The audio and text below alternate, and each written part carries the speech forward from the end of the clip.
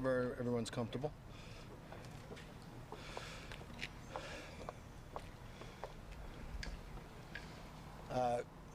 Good morning, everyone. We're here. I'm here with our fellow task force members to announce the identity of what has formerly been known as Fire Island Jane Doe.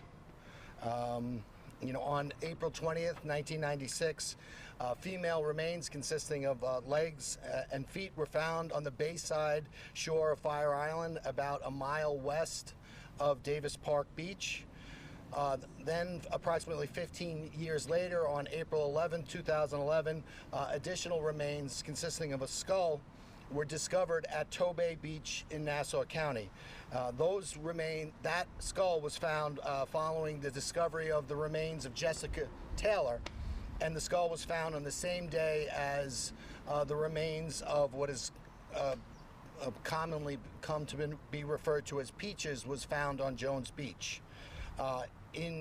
Thereafter, in July of 2011, the Suffolk County Crime Lab linked the two sets of remains via DNA analysis. And by that I mean the legs that were found in the vicinity of Davis Park were compared with the remains found at Hauppauge Beach, and it was determined that it was the same person.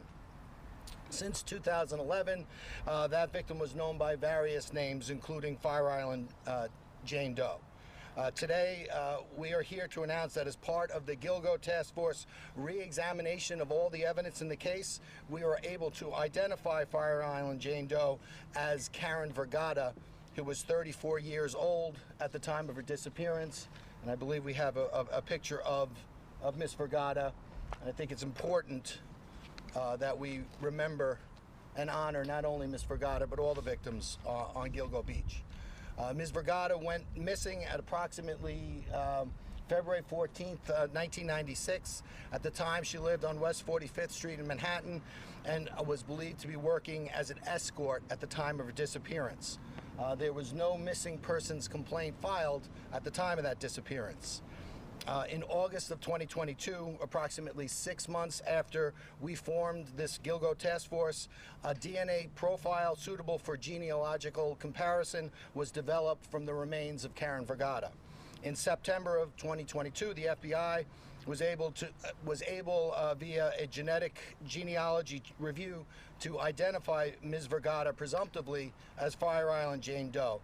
Thereafter, in October of 2022, using a buccal swab from a relative of Karen Vergata, we were able to definitively identify her. Prior to disclosing this information, of course, we needed to contact all of Ms.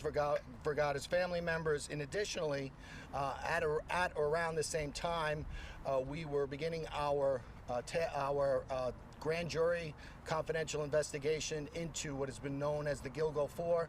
That is the murders of Maureen Brainerd Barnes, Melissa Barthelemy, Megan Waterman, and Amber Costello. So we decided we were not going to make any public comment at this time.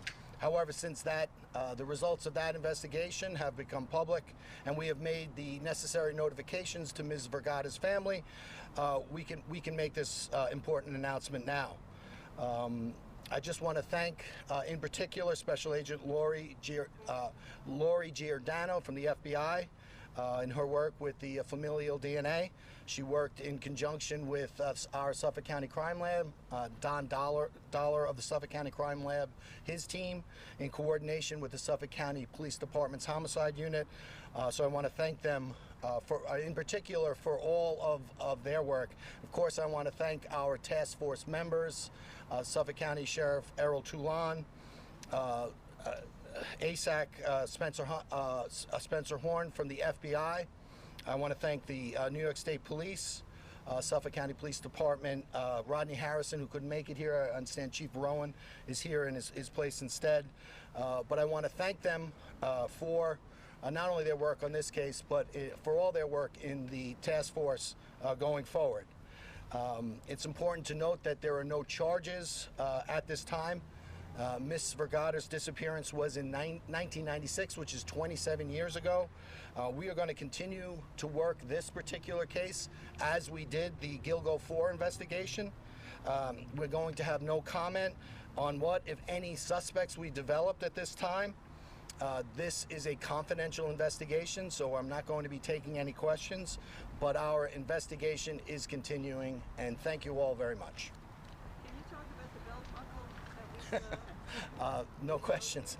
If you want to talk about, something regarding the Gilgo 4, I'm happy to talk offline to you, but today, this press conference is about Ms. Vergata, and that we've been able to identify her, and that we're continuing our investigation not only with regard to the Gilgo 4, but all of the victims on Gilgo. So thank you all very much. Can you detail why this is significant? Cause of death? There's nothing else you can say about Ms. Vergata? Hey, so folks, Shannon, our deputy press secretary, has a digital version of this, so she can send out to y'all. We can either do it just to our press list, which you probably are already on, or if you want to give your emails, we can do it individually, but that'll take forever. So, but we'll get you the actual digital version too.